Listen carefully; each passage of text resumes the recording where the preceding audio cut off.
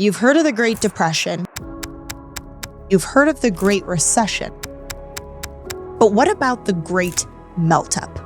Unlike a depression or recession, a melt-up is where inflation actually spikes. And in the Great Melt-Up, inflation will lead to hyperinflation as the result of a government-manufactured crisis that will ultimately end in a currency reset, worse than anything we've ever seen before. And while it might sound terrifying, because it is, this video is not designed to scare you, but rather to help you prepare. Now, I've covered parts of this topic before, but it was Brian Kim at Clearview Tax who coined the phrase the Great Melt-Up recently in his 4-part series that went over how the Great Melt-Up will strike the US, why the government will choose hyperinflation, how the government will manufacture a crisis to get out of debt, and most importantly, how you can use this information to protect yourself. In today's video, I'm compiling all of these insights as well as critical updates that you will want to hear because this is serious and it's happening right now. So ignoring it won't make it go away. It will only leave you vulnerable. So stay with me until the end because this might be the most important video you watch all year. At the center of all of this is US national debt, which has been exploding, tripling over the last 15 years. But while the debt has grown, the government's options to manage the debt have all but disappeared. Interest payments alone have grown to $1 trillion annually, making it the 3rd most expensive line item after Social Security and healthcare. Just to break even, the government would have to cut over $2 trillion worth of spending this year alone. And let's face it, that's not going to happen. Where are they going to cut from? If they got rid of all of Social Security, it still wouldn't be enough. And they're not going to do that. Millions of Americans rely on that funding. What about defense? That would be half of what they need to cut. Are they going to get rid of our entire defense budget at a time when the world is on fire? I don't think so. So what are they going to do? Well, as Brian outlines in his video, the government faces 2 options. Option 1. Balance the budget, which is deflationary, or option 2, keep spending, which will lead to hyperinflation. So let's break both of these down. Option 1, balancing the budget. Even if balancing the budget were possible, it would be disastrous to cut spending on current programs because it would most certainly throw the US into a recession, which would mean unemployment would rise significantly and tax revenue would decline. Tax revenue, of course, being the government's primary source of funding. So if tax revenues plummet, well, then the government would be forced to spend more anyways, creating a full circle trip to nowhere. And for those wondering, okay, but what about new revenue sources, such as President Trump's proposed tariff plan? And while that's a great idea, we also have to remember that tariffs only account for about 2% today of all total revenue. And while historically that number might have been higher and we can bump it up again, income tax accounts for over 50%, over half of all revenue. And that number jumps up to 85% when we include Social Security and Medicare. So the amount of tariffs that would have to be imposed to offset that or to create more revenue would be extreme. The math doesn't add up. But here's the even bigger problem with balancing the budget: deflation. In a deflationary scenario, your debts are more expensive to service, which is crippling for a country with ballooning debt. And for the wealthy elites who are profiting from today's system, deflation means shrinking markets and a reduction in cash flow. Why would they want to do that when they are racking in record profits? The only reason they'd want deflation is to reset the game to where they can swoop in and grab assets for cheap in a massive wealth transfer. But we're not there yet. So for now, the system continues its slow motion collapse while they accumulate more wealth. So this leaves us with option number 2, keep spending. This is the only realistic option for the US government as it allows them to keep up with their escalating interest payments, as well as making sure that the wealthy elite maintain their access to cash flow and easy profits. But this path leads us directly to hyperinflation, and the kicker is the government knows that. But why would they willfully choose hyperinflation? Well, let me explain. What happens in a hyperinflationary scenario? Well, prices go up dramatically over a short period of time. Honestly, it's almost impossible to imagine. It's unlike anything that we've experienced in our lifetime here in the United States. But let's imagine that you had an income of $100,000. You had a mortgage of $300,000, and over the course of 1 month, prices went up 1,000%. Now, on one hand, this means that a cup of coffee has jumped to about $60.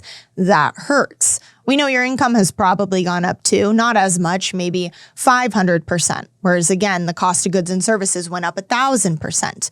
So that income doesn't do much for your cup of coffee. It's still costing you more than it was a month ago. But what it does do is it makes your mortgage less expensive. Because what was once expensive is now considered cheap. Think of it this way. If the government had $1 trillion in debt that it needed to pay off, but $1 trillion is now the cost of a regular 4-door sedan, well, suddenly that $1 trillion in debt doesn't seem so expensive. The nominal value has stayed exactly the same, but the real value has changed. This is why inflation is the best option for the United States. It feels counterintuitive, but it makes sense when you look at their debt. For anyone out there who thinks that inflation is over or that it's slowed down, calmed down, and we have it under control, I have bad news for you, because this is just the calm before the storm. We haven't seen anything yet, and to usher in the next phase of the Great Melt-Up, it is widely believed that the government will manufacture a crisis. Let me explain how this would work. The Federal Reserve has already come out in 2025 and said 1 to 2 rate cuts, ending the year around 4%, which already feels interesting because according to the government themselves, inflation continues to rise, unemployment is low, and the GDP is strong. So there's not really any economic urgency and reasoning behind lowering the rates. It's more that the debt itself becomes more expensive the longer that rates stay higher. The interest payments on the US debt keep going up. This is what unsustainable looks like. We've seen it before with people with adjustable rate mortgages on their homes losing everything. That's what will happen to the US if nothing changes. But they already have a plan, and it would work like this. First things first, the government will manufacture a crisis, whatever that might be. What happens during periods of crisis in our country? Well, the government steps in to help out to make sure everything keeps running. One of those tools that they have is lowering interest rates to 0 or near 0. Once that happens, the next step is to suspend the debt ceiling so they can create a lot more debt. And if you've been following the news, President Trump has already planted this seed, calling to abolish the debt ceiling completely so that they can print as much as they want. Once that's been done, they then issue a ton of bonds, locking in these lower interest rates. This is something that Brian in his video series points out that the United States has already been doing. This would just happen on an even larger scale. This is the chart he used that shows exactly what's going on. Here in 2008, following 2008, you can see that they locked in those longer maturity securities when rates were near 0. Same thing happened following 2020. They took advantage of the low rates to lock in these longer maturity securities at low rates.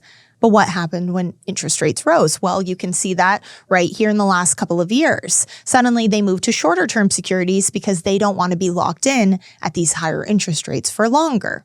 Makes perfect sense. So when the crisis comes and the rates go to 0, they will be able to issue a ton of debt and be able to get away with locking in these lower rates. It's essentially like refinancing their debt. Now, here's the kicker. All of these bonds, who's going to buy them? Of course, it will be the Fed themselves with the printing press on overdrive, leading to more inflation and hyperinflation, and ultimately the reset. And if you're wondering what this manufactured crisis will be that will trigger all of this, I don't know. I don't think anyone knows for sure, because at this point, take your pick. It could be anything. It could be a black swan event. It could be anything out there. Everything is so interconnected and fragile as it stands right now. What's that saying? Never let a good crisis go to waste. Well, I say, why wait for a crisis when you can make one? But here's the sad part. As this melt-up accelerates, who gets left behind? It's going to be people without assets, the majority of average Americans, which is why we're seeing a growing divide between the haves and the have-nots. It's a common misconception. that as the government pumps all of this cash flow into the system, that it's going to welfare programs or to the have-nots, but ultimately, it really benefits the wealthy elites. A stimulus check does not compare to a multi-million-dollar tax write-off, subsidy, or loan. So how do we protect ourselves from becoming have-nots? Where are we in the timeline of the Great Melt-Up? Great questions, especially given the fact that people have been screaming about the debt forever, but it is different today. The sheer volume of the debt, the interest payments on the debt, the government is running out of options and time. Back in 2008, when the choice was made to spend, to inflate, to paper over a crisis versus suffering the consequences, that led us down a road that we cannot turn back from. Now, the Great Melt-Up is divided into two phases: pre-crisis and post-crisis. Depending on who you ask, they started at different points. Brian at Clear Value would argue that it started September 18th, 2024, the Great Melt-Up beginning when the Fed started cutting rates. Others would argue that it started much earlier, maybe 2020 with the unprecedented spending. But either way, what we all can agree on is that we are in the pre-crisis phase and we are hurtling towards the same conclusion, that the everything bubble we're in today will continue to expand right now as part of this Great Melt-Up, but eventually this manufactured crisis, whatever it is going to pop the bubble. Now, this is not an overnight process. I'm not saying it's going to burst tomorrow. It could take years to unfold, but as part of that process, it doesn't mean you shouldn't be preparing today, because the Great Melt-Up will be inflationary, as we've gone over, which means that the dollar will be worth less. So we know the dollar is not the answer. What is the answer on how to protect yourself? Well, everyone's going to say something different. Brian over at Clear Value talks about tangible assets being the key assets, such as real estate, gold, silver. And he explicitly calls this out because he said too many people will sit back and say, oh, I look at all of these assets and they're all so expensive today. I'll just hold on to my cash, wait for a crash and move then.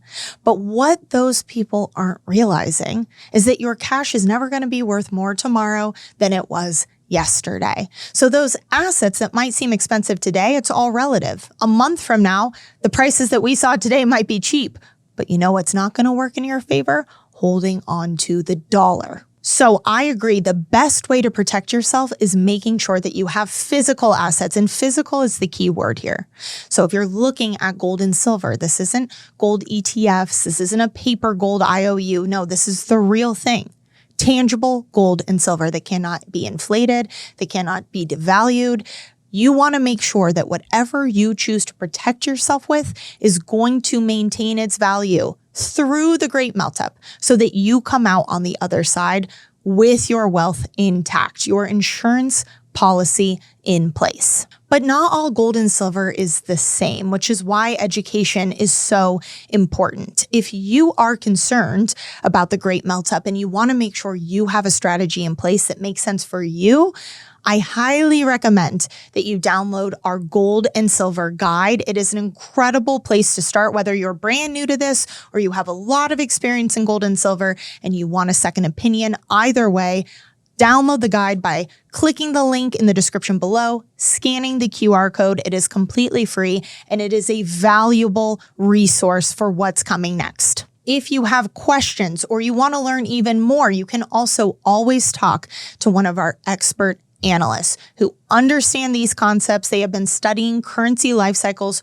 for decades and have years of experience in helping people just like you protect themselves against all of these threats. So while education is crucial and a very important first step, it is action that will truly protect you against what's coming next. So same thing, you can scan the QR code or click on the link in the description to talk to one of our expert analysts to understand how we can help you. Also, once again, I want to call out Brian Kim at Clear Value Tax for coining the term the Great Melt-Up. He has a ton of great information on his channel, and I will be continuing to cover this. So make sure you're subscribed if you're not already, because you won't want to miss these updates.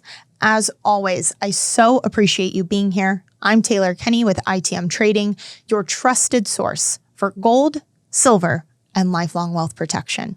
Until next time.